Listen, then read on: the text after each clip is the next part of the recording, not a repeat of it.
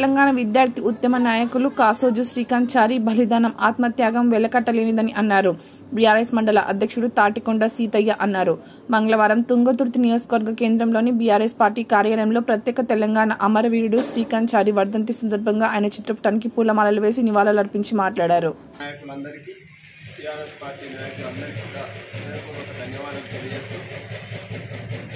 నేను సైతం ప్రపంచానికి సంవిధానం ఒకటి ఆలోచిస్తానని చెప్పినటువంటి మహాకవి శ్రీ గారి